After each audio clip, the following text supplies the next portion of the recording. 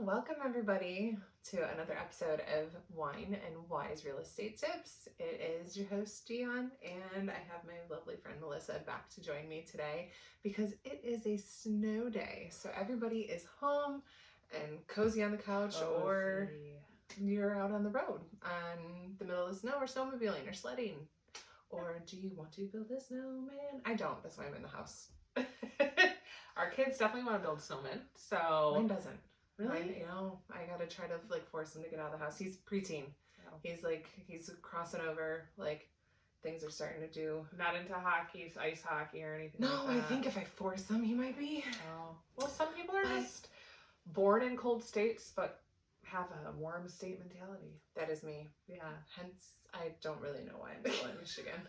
Family. We stay for family. But this is why we drink. So what do we have today? Yeah. I'd like it to be beach time. Mm-hmm. Summer. I don't know. But I know. Okay, let's try.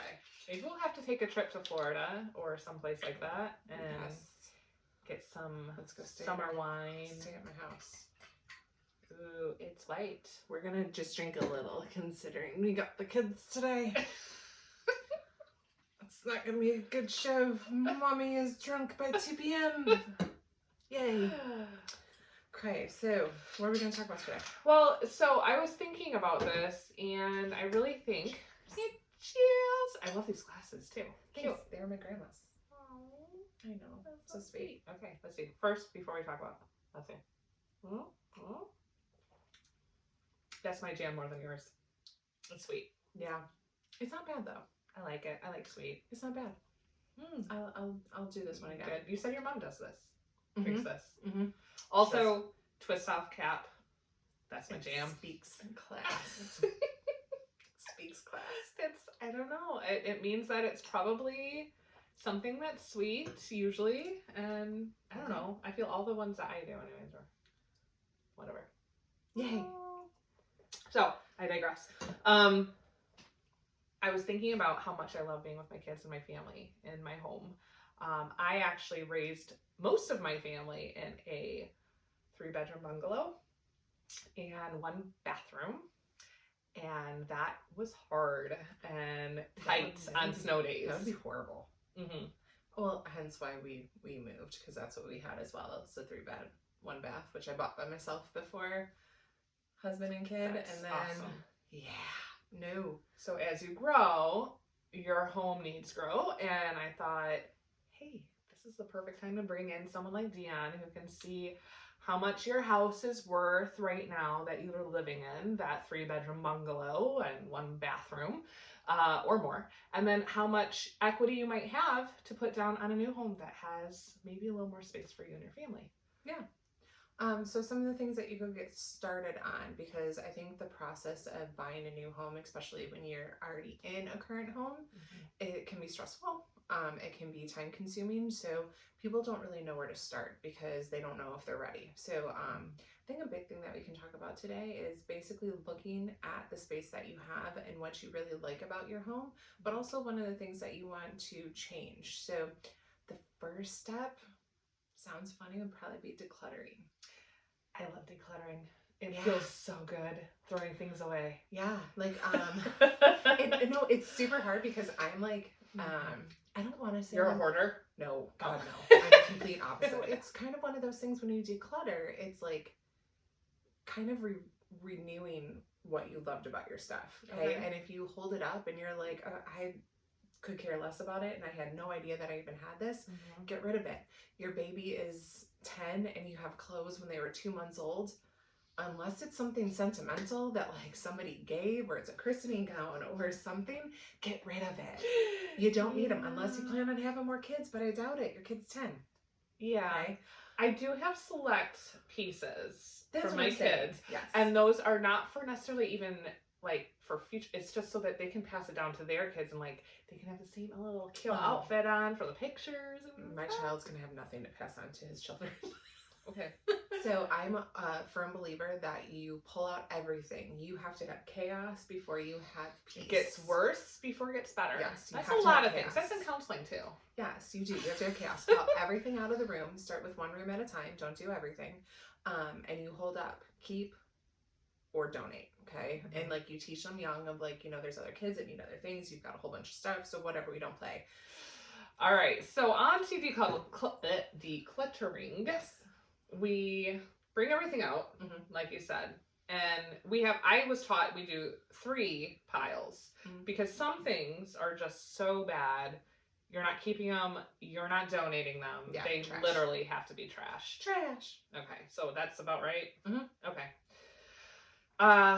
So when it gets to the point where you have a maybe pile, so you got all your stuff, you got your keep, your donate, and your throw away, and so you put everything back that you're keeping, but you actually have this little maybe pile. Is that what you're saying? Ish? Maybe?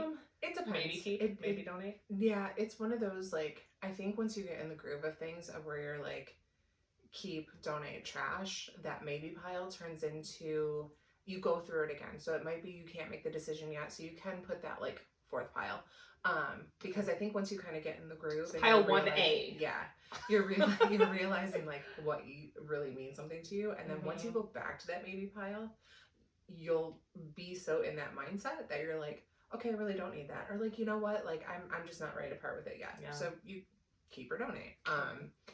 So that would be my suggestion with it, because when you go to move, the hard part is so say we put your house up for sale and we look for another house. That process, all in all, isn't really that long.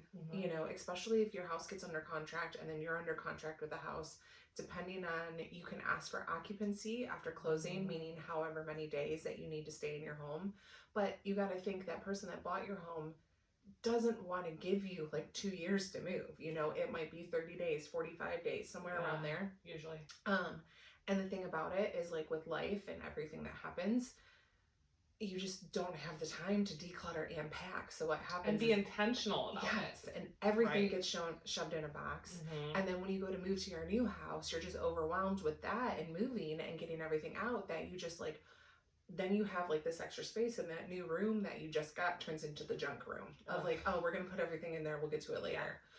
Or you have no garage. Happens. Yeah. Because it all goes in the garage, so then you can't park your cars in your new garage. Yes. So that is the first step if you are intentionally looking to move, that I would start with, because then and it's good for anything. Even if you made the decision like, you know, we're gonna stay here for a little bit longer, it's always good to do this, I feel. Kids, it is hard to get kids to declutter. Yes. One thing that I had with my daughter, she loves everything Disney. And so who doesn't? Right.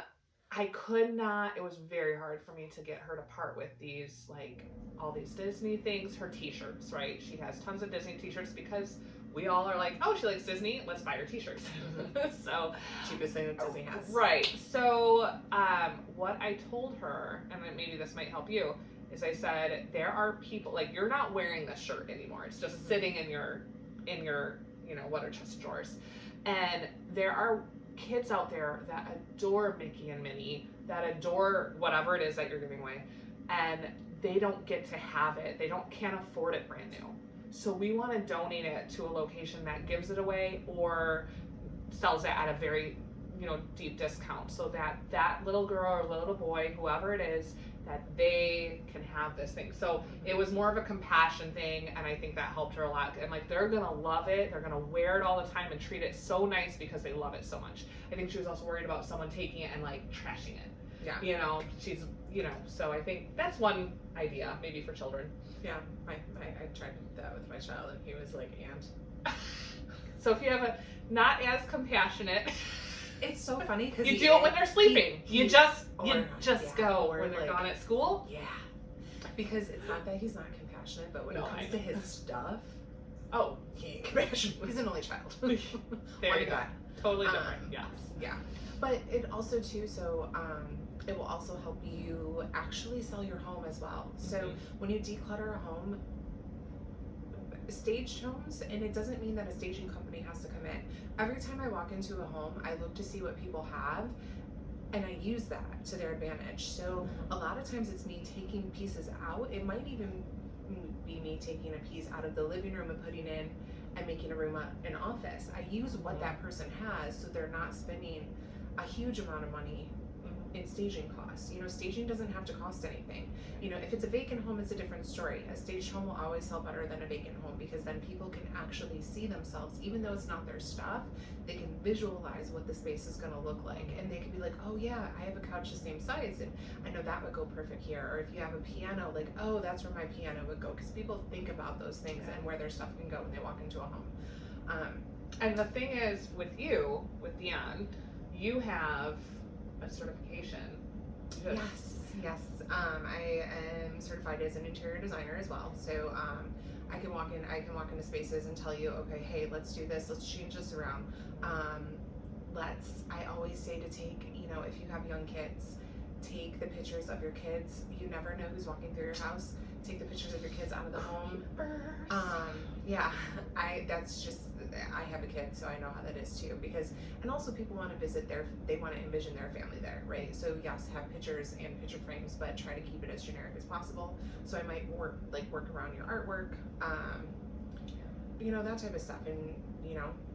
I think it's a great benefit to have someone like Dione because you're not just getting a real estate professional who knows the market, knows the area, knows exactly what needs to happen to sell your home at the highest price point possible, but she also is educated and practiced at staging. So you get that 2-for-1. Yeah.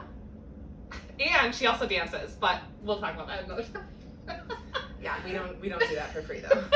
And I know, like, teach dance like tap, jazz, Broadway. Hey. Jazz hands. Yeah, jazz hands. That is the type of dance that I do.